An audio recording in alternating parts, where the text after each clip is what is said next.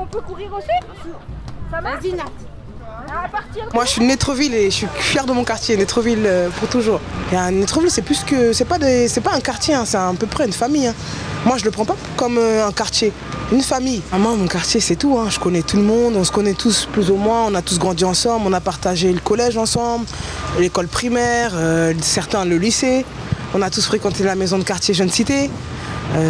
Tous nos souvenirs ils sont à peu près regroupés entre habitants vraiment de Netreville. Ouais. La vie associative elle a évolué. En fait il y a eu une sorte de bing bang avec l'arrivée des entreprises avec la fameuse loi des usines à 100 km de Paris pour désenclaver Paris. C'est les années 65 même. Et à un moment donné sur toute le plateau de Netreville, des constructions se sont faites pour alimenter les usines qui étaient Philips, Coprim, Klaxon, Francani, Solex et bien d'autres. Donc la vie industrielle a développé des familles qui sont venues. Et les familles, il y avait des enfants, des jeunes. Et puis, à un moment donné, il a bien fallu s'occuper de tout ce monde-là parce que c'était pas facile, il n'y avait pas de loisirs. Et donc des bénévoles de l'époque, le médecin, Michel Leroux, décédé l'année dernière, des militants associatifs ont pris les choses en main et l'association a démarré comme ça. Bon, je peux pas dire qu'il fait pas bon vivre, donc je dirais pas que c'est non plus la panacée, mais enfin bon, c'est quand même un quartier qui vit, où il y a un quartier quand même relativement hétérogène, donc ça donne aussi, c'est quelque chose de riche aussi, l'hétérogénéité, enfin bon, c'est tout ça qui est intéressant. Bon, le marché, c'est que des fringues. Il faudrait que ce soit un marché, mais un vrai marché. Avec des légumes, tout ça. Voilà. Les fringues, il y en a marre, quoi, à la longue. Hein. Puis des beaux gosses en plus. Bon, quand il y a eu les travaux d'entamer sur la ville d'Évreux et ailleurs et ici, il était prévu que c'était les gens qui habitaient sur le quartier qui devaient être embauchés. Et ça a été vrai. Je lui dis, écoute, amène ton CV là-haut à l'agglo, ta lettre de motif, et puis on verra bien. Nadine, qu'est-ce que tu fermes ta goule? Non, je ne fermerai jamais. Je dirai jusqu'au bout ce que j'ai à dire. Voilà.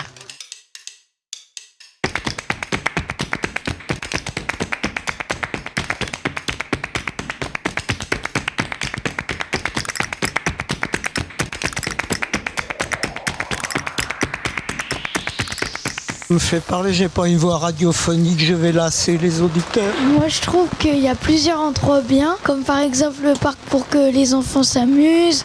On peut faire de la marche vers Intermarché, c'est vrai ce qu'elle disait. Il y a plein d'endroits cool ici. Dans l'Aquitaine, j'ai vécu dans l'Aquitaine plus de 30 ans, ouais, plus de 30 ans. Jusqu'à aujourd'hui? Non, aujourd'hui j'habite Netreville, mais sur la Censurière. Ah, la Censurière, ouais. Ok.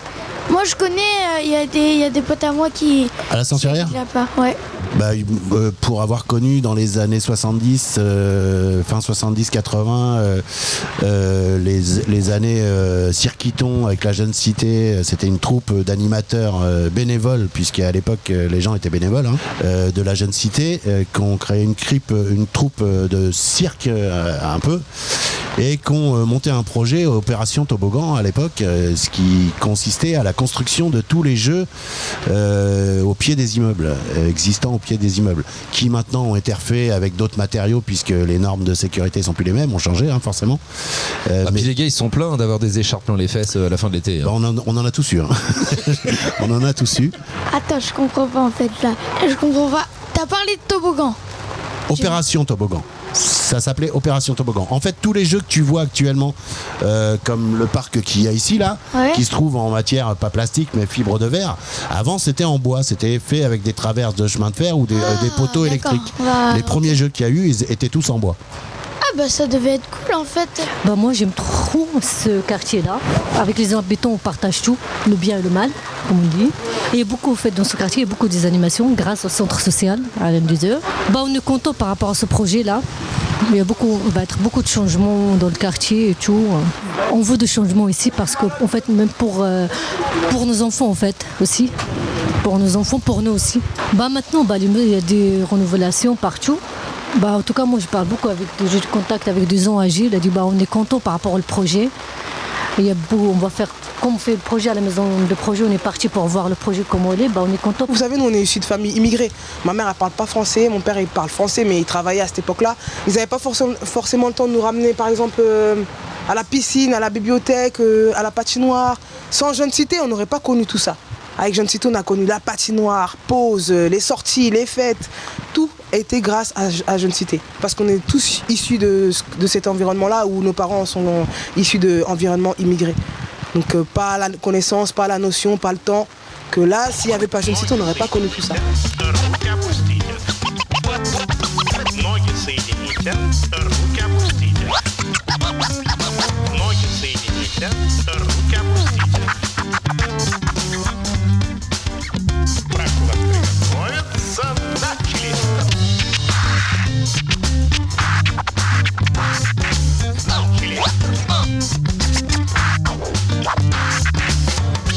Connaissez-vous la blague la plus courte? Eh ben, je viens juste de vous la raconter. Je suis le seul à afficher des dessins aux fenêtres de mon bâtiment, donc qui se trouve juste en face du local radio, là justement. Avant, je faisais pas ça du tout. Je restais un peu en retrait. Je consacrais plus ma façon de gérer ma passion proprement dit personnellement. Il y avait très peu de monde qui connaissait, on va dire, ce que je faisais au niveau passion. Puis ça m'est venu soudainement de mettre ça ouvert au public comme ça directement sur mes vitres de chez moi. Alors je viens d'arriver dans le quartier puisque je suis à la pharmacie depuis le début du mois d'avril. Oui. Donc voilà, j'ai été très bien accueillie par tous les commerçants et puis tous les habitants du quartier. C'est vraiment, on sent qu'il y a vraiment une cohésion de quartier. C'est des gens qui sont là depuis très longtemps, qui ont connu, en l'occurrence les pharmaciens qui étaient là avant, qui sont très fidèles à leurs commerçants. Et donc voilà, c'est très très chaleureux. C'est les mamans qui sont volontaires qui font ça. Ils vendent des glaces, mais des glaces avec de la grenadine, tout ça. Non, on va toquer chez eux et on leur demande une glace et après hop, ils nous donnent. On met de la grenadine, on met de l'eau. Soit si c'est pas assez sucré, on met un petit peu de sucre, on la ferme dans un sac plastique et on les fait congeler. Ça dépend, ça coûte combien. Par exemple, parfois ça coûte 20 centimes, 30 centimes, ça dépend. J'aime bien parce qu'il y a une bonne ambiance dans ce quartier.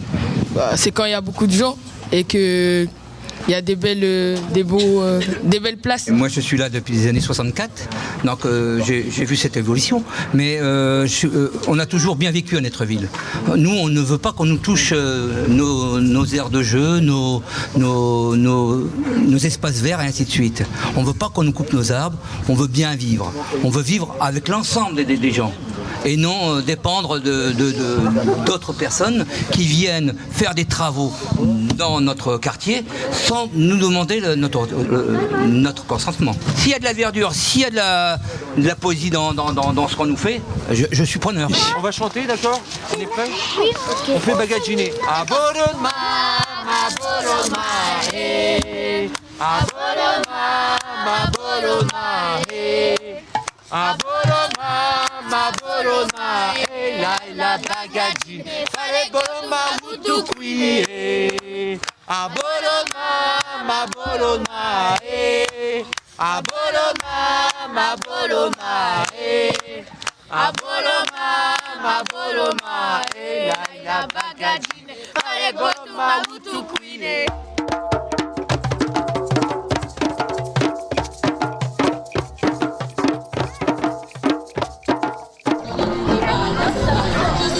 Alors vous venez de vous faire tirer le portrait? C'est ça. Ouais? Ouais. C'est sympa, hein? Ouais, ça va, c'est cool. Carrément. En plus on a un artiste photographe là, Fred. Ouais, il est gentil, super sympa.